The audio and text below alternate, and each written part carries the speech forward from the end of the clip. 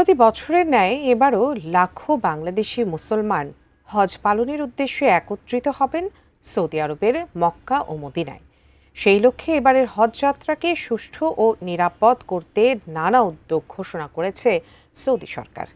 নতুন এই মৌসুমে হজযাত্রীদের জন্য যেসব বিশেষ সুবিধা থাকছে তা নিয়ে বিস্তারিত জানাচ্ছেন মেহেদী হাসান।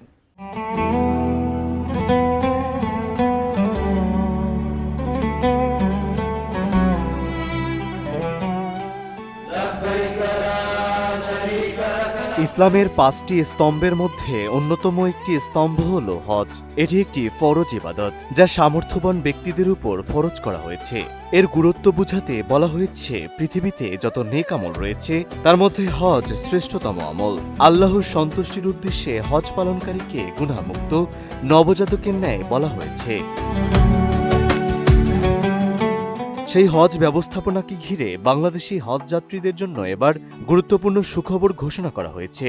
আগাম প্রস্তুতি, ভিসা প্রক্রিয়া সহজ করা এবং সেবার মান বাড়াতে নতুন সময়সূচি ঘোষণা করেছে সৌদি সরকার।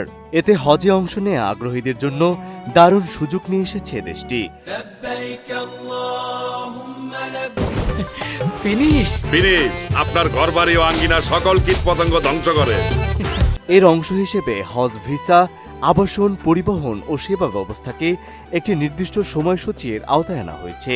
এতে বাংলাদেশ সহ বিভিন্ন দেশের হজযাত্রীদের জন্য জটিল সব প্রক্রিয়া আরও সুসংগঠিত এবং সহজ হবে বলে ধারণা করা হচ্ছে।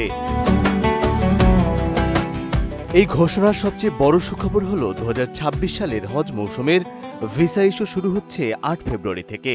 সৌদি আরবের হজ ও ওমরা বিষয়ক মন্ত্রণালয় জানিয়েছে, বিগত বছরগুলোর তুলনায় এবার অনেক আগে ভিসা কার্যক্রম শুরু হচ্ছে, যার কারণে হজযাত্রীরা তাদের প্রস্তুতির জন্য বাড়তি সময় পাবেন। সৌদি মন্ত্রণালয় জানিয়েছে, আরবি হিজরি বর্ষপঞ্জির সফর মাসের শুরুতেই নুসুক মাসার নামে ডিজিটাল প্ল্যাটফর্মের মাধ্যমে হজের পবিত্র স্থানগুলোর ক্যাম্প সংক্রান্ত বিষয়ের বিস্তারিত তথ্যের অ্যাক্সেস দেওয়া হয়েছে। এতে অংশগ্রহণকারী দেশগুলো পরিকল্পনা, পর্যালোচনা ও সমন্বয়ের জন্য অতিরিক্ত সময় পাচ্ছে। ফলে হজ ব্যবস্থাপনায় শৃঙ্খলা ও স্বচ্ছতা বাড়বে। ইতিমধ্যে প্রায় 7,50,000 হজযাত্রী নিবন্ধন সম্পন্ন করেছেন বলে জানিয়েছে দেশটি। এছাড়াও আন্তর্জাতিক হজযাত্রীদের জন্য পবিত্র স্থানগুলোতে ক্যাম্প বরাদ্দ এবং নুসুক প্ল্যাটফর্মের মাধ্যমে আবাসন চুক্তিও চূড়ান্ত করা হয়েছে। এতে তাদের বুকিং সংক্রান্ত জটিলতা কমবে বলে জানিয়েছে সৌদি মন্ত্রণালয়। মেহেদী হাসান, ATN নিউজ।